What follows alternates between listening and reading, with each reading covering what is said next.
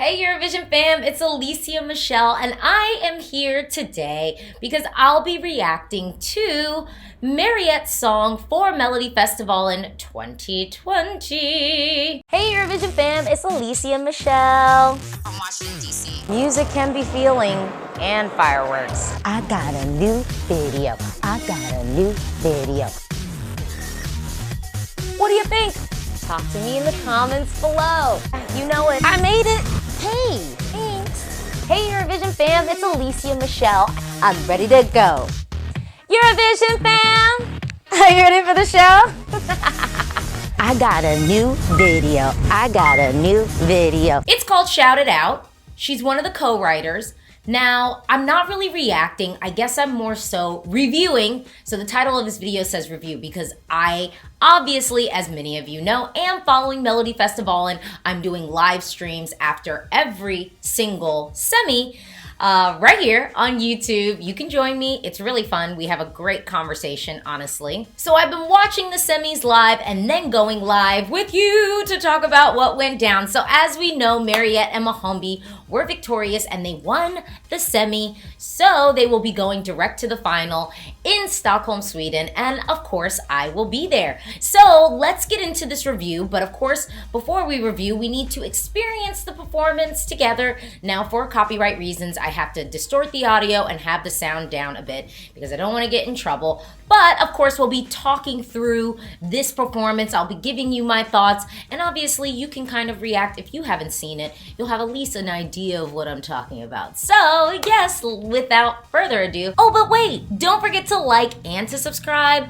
And also don't forget to press the notification bell so then you know when I'm dropping a new video because I've got so much content coming for you. Yes, I'm excited. I'll put my glasses on so that I know I can definitely see what's going on. Play. Okay. And I think this is the encore performance. Yes. So I will say I really love this staging. And I don't think Mariette has always had the best staging. But I think they really gave her a nice staging package. I think she's never looked better. And I feel like, you know, with the song being so personal, it feels more personal.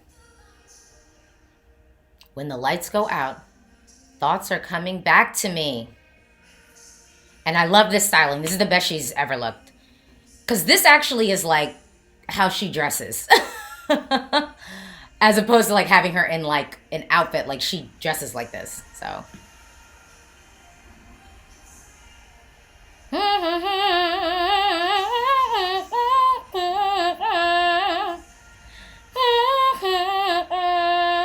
Really nice catchy melody. I saw like some Swedish press compared this to like Coldplay, which I guess I could see the connection. But yeah, it's crazy because the Swedish press actually was not really that optimistic for this performance. And actually were saying that this was like one of her worst. Like someone actually said this was one of her worst entries at Melodifestivalen. And I couldn't disagree more. Hey. I mean, and I like the fact that it's just her on stage. I think that this is really good staging. Because it doesn't feel artificial. It doesn't feel manufactured. It doesn't feel contrived. It literally is her selling the song by herself on stage. Like, what is manufactured about that?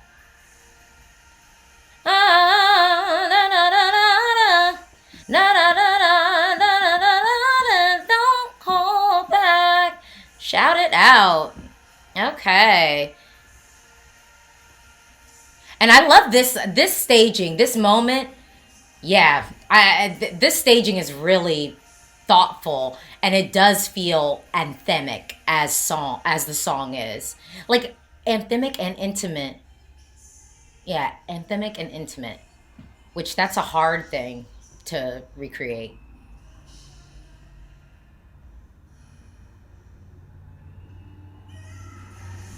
And I just want to say, I've been saying for years, I don't understand why Mariette just doesn't have her guitar on stage with her. I swear, if she comes to Melodifestivalen again, she needs to have a straightforward performance where she's just got the band and she's just like fronting it out in the front. Oh, and Thomas Giesen's on stage too.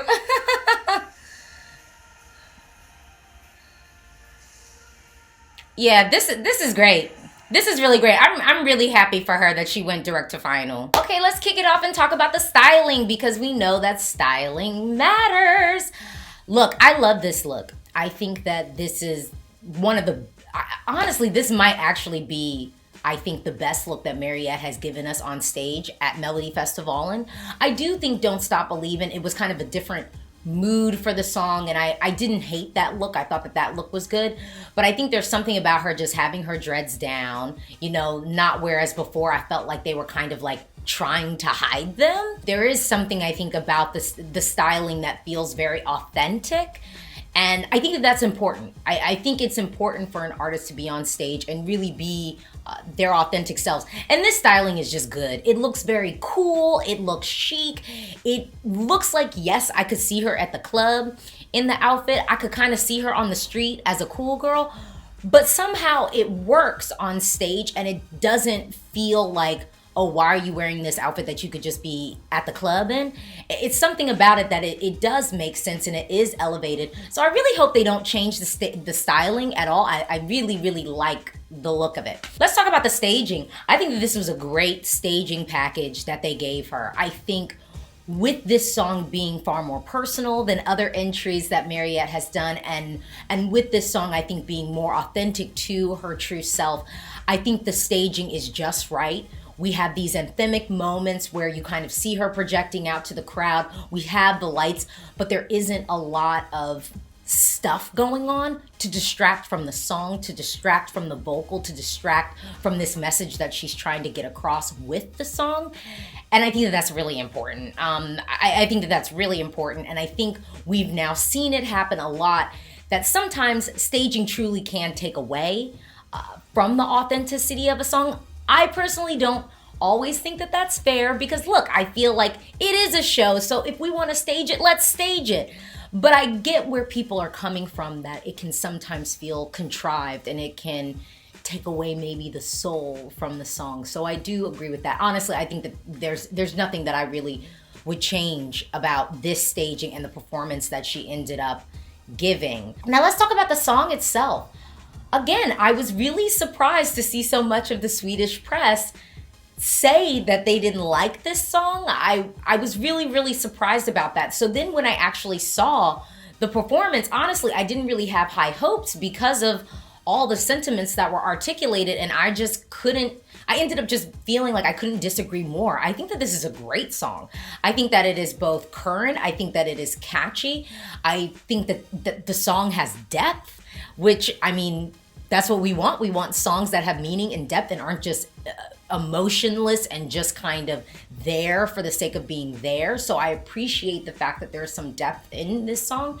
And yeah, the way that it is structured, I think it gives her an opportunity to showcase her vocal. And I think the song goes somewhere. It doesn't just keep us in this boring place. It has levels, which is also really, really important. Okay, so let's talk about how we think this will perform at Melodifestivalen. You know, I don't know if this will be her best placing. I don't know. I think right now Mariette is 4th in the betting odds. And wouldn't that be something if we ended up having, because right now it's 4 women on top of the betting odds for Melodifestivalen. And I just think that that would be historic and amazing if we have 4 women just back to back on the roster at the finals. I think that that could be really cool and definitely a change from what we've been experiencing the past couple of years with Melodifestivalen. So I am hopeful that this will perform well. I don't think that Mariette has the momentum to win this year. I don't see that. It seems like, you know, Daughter's got a bit more buzz, Anna Bergendahl has a bit more buzz, and I mean, even Hannah has quite a bit of buzz. So I don't know ultimately where this will kind of land in the final, but I don't think that this is a performance that Mariette and her team should be embarrassed about or anything. I mean, this is really good. It's really good, and I think that it's also really well executed. Now, let me say what I think. Do I think that this song could perform well at Eurovision? You know, arguably, I could see this song performing better than maybe where Benjamin and Grosso fell. And now I say this as someone who I liked Dance You Off, but I know that televoters just tanked it. I think that people felt that the staging was a bit cold and formulaic as opposed to something authentic. So given the songs that we have right now, this would be a hard song not to have like in my top 5. Honestly, I think this would be a hard song to have not in my top 5. And to be honest, a lot of what Sweden is serving this year would be difficult not to end up in my top 5. But we're talking about Sweden. They come to play, they take Eurovision seriously, and Melodifestivalen is just really an amazing way for them to showcase their talent and to select their representative for Eurovision. Well, those are my thoughts. What do you think? Talk to me in the comments below. Do you agree with some of the stuff that I said? Talk to me in the comments below. Do you disagree? That's totally fine too. We can disagree. Talk to me in the comments below. This is a conversation, and you know what? I'm so excited for Eurovision 2020. Don't forget to like and to subscribe. Bye.